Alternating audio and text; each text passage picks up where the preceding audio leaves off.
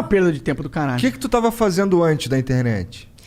Eu trabalhei 12 anos na TV aberta. Comecei como estagiária no SBT. Olha lá.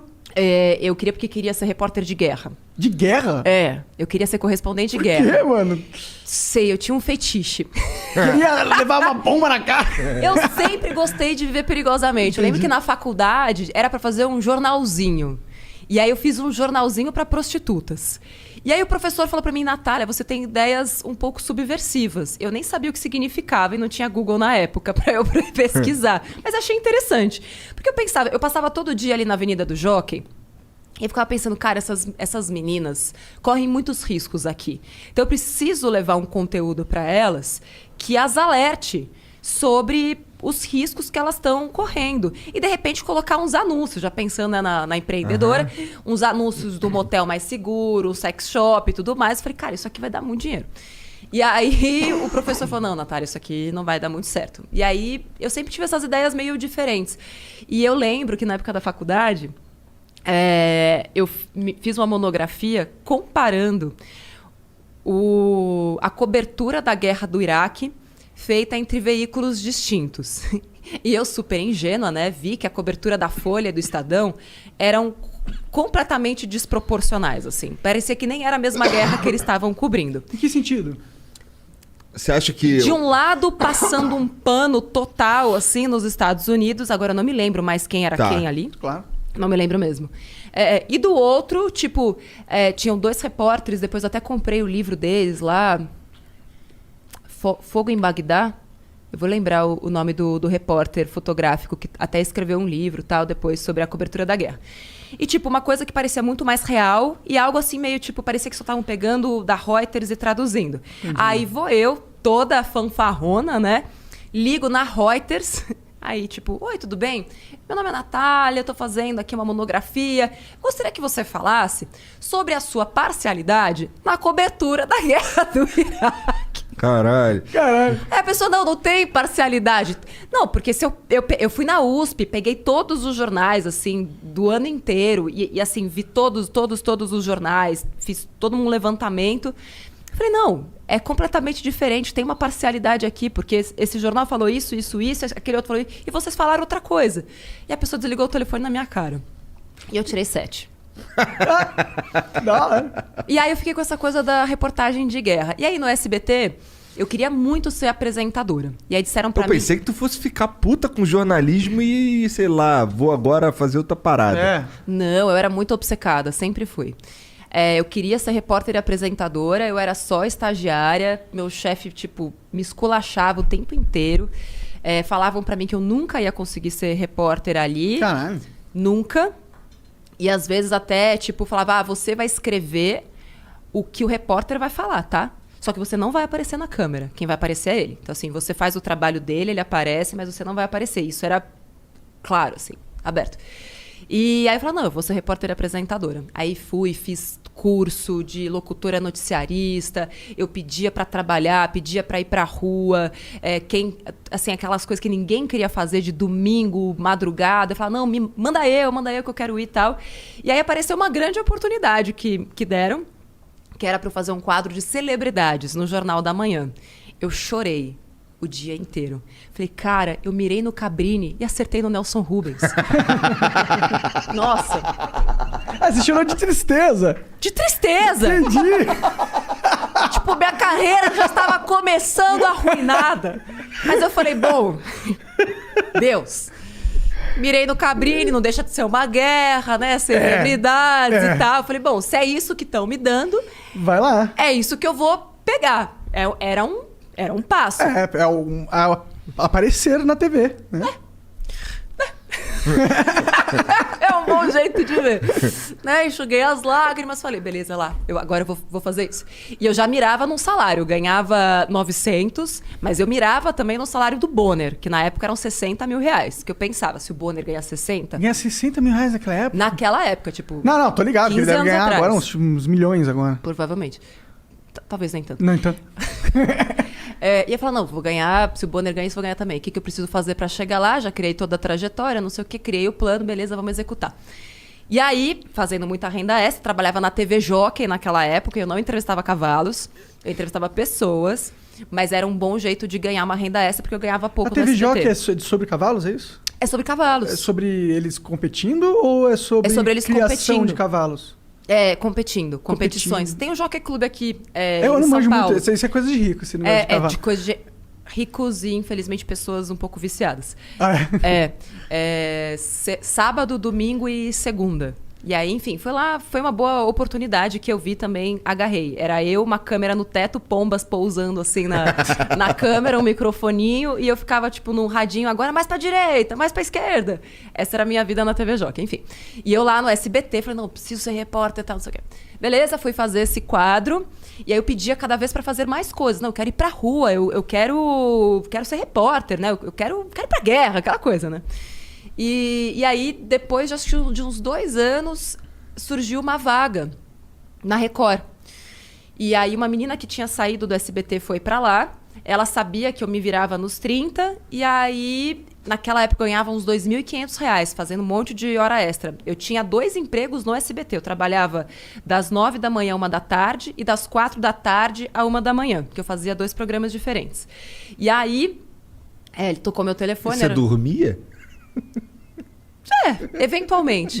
Mas eu tava focada. E eu precisava comprar meu apartamento à vista quando saísse da faculdade. Então eu tava virada no giraia pra juntar uma grana. Já tava investindo naquela época e tal. Então eu tinha um plano muito claro na minha cabeça. Por que você tinha isso? Por que você já... Seus pais te ensinaram essa parada? Não. O que te... Não, meus pais me deram não. Eu até conto isso no livro, né? E pra mim foi a melhor coisa que eles me deram. Tipo, eu queria tal coisa. Não. Cresça e apareça. Quando você tiver seu dinheiro, você faz. Hoje a gente não tem. Então, assim, nunca me faltou nada, mas nunca sobrou nada. Nunca teve, tipo, presente era Natal e aniversário. Passou de ano, eu lembro que tinha colegas da escola que, passou de ano com nota 10, ganha uma boneca. Passou de ano, nota 10, não fez nada além da sua obrigação.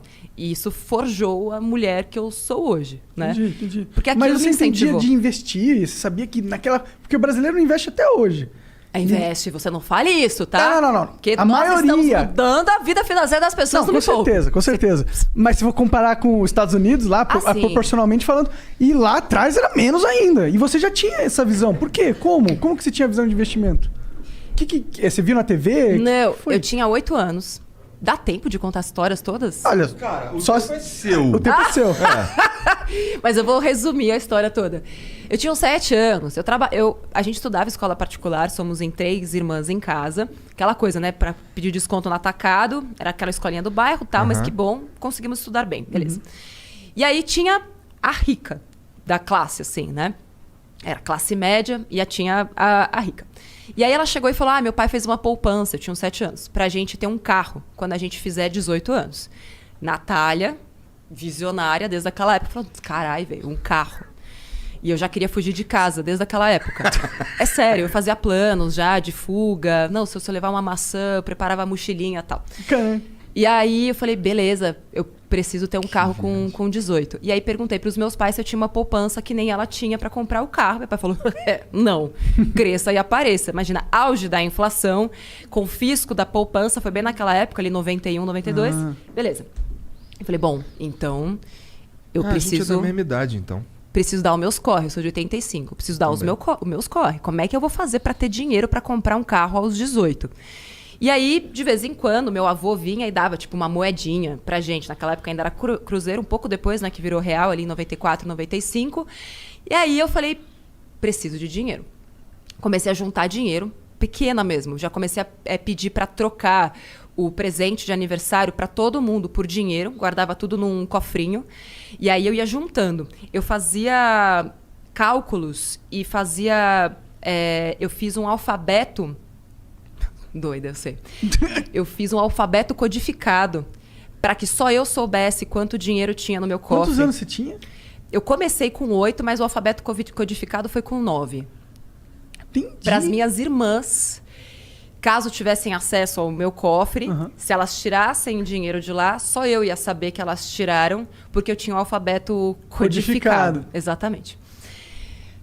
Quando eu falo essas coisas, eu falo, mano, eu tinha um problema muito sério. Não, eu não Eu sei acho- como eu que acho você pensou incrível. isso com 9 anos. Só isso. Porque eu tinha um pensamento, eu sempre pensei no longo prazo, Não, sempre. não, isso não é pensar ao longo prazo, cara. Isso é criar um código em línguas pra...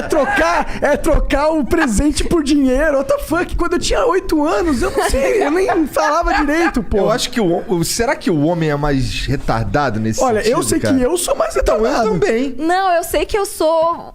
Assim, nunca conheci nenhuma história semelhante. Mas, de novo, depois estudando a economia comportamental e tudo mais, e assim, eu fui fiel ao meu plano até os 18 anos de idade. E quando eu percebi que eu não ia ter dinheiro suficiente fazendo só as manobras que eu usava, eu comecei a ganhar dinheiro das formas que eu podia. Então, eu ia para 25 de março, comprava camiseta, fazia tie-dye e vendia na escola, fazia umas pulseirinhas lá de barbante e vendia na escola, promovia uns bazares na minha casa, comecei a fazer propaganda porque eu descobri... tipo, uma vez me chamaram para fazer teste de propaganda, eu tinha uns 12, 13 anos e ganhei R$50 num dia. Eu comecei a infernizar minha mãe, eu quero fazer publicidade, eu quero fazer propaganda. E aí, então na minha adolescência, fiz muito desse tipo de coisa, e aí com 18 anos, naquela época, eu tinha R$6.800.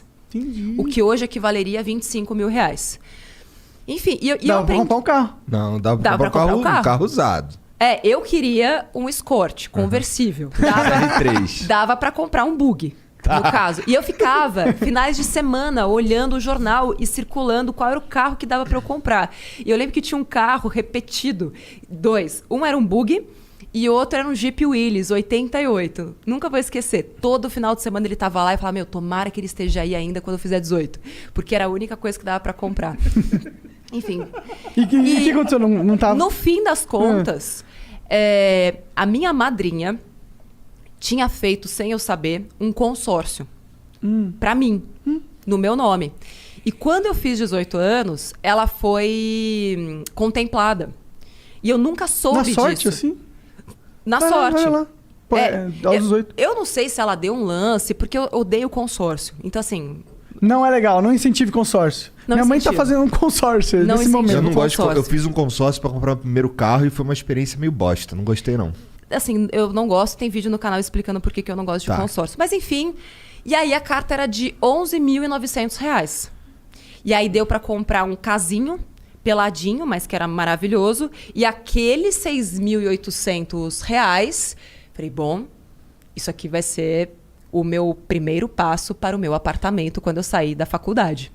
E aí que eu comecei a investir, porque até então eu nem sabia que existia investimento. Eu fico pensando, eu já fiz esse cálculo, né, de quanto dinheiro eu perdi dos 8 aos 18 Nossa. por não ter investido, nem que fosse na poupança, que naquela época até rendia. Hoje é uma bosta, tá? Poupança, não faça isso. Mas depois que eu fui entender que o dinheiro podia trabalhar para mim e que quanto mais eu me esforçasse com a força dos juros compostos, aplicando em bons investimentos, e fiz muita cagada como todo mundo, perdi dinheiro em fundos de investimento, porque né, brilhou o olho e tal.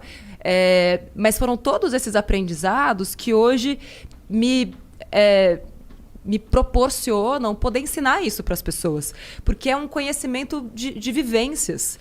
E já tava dentro de você desde pequenininha, né? Pois é. Que engraçado isso, que loucura.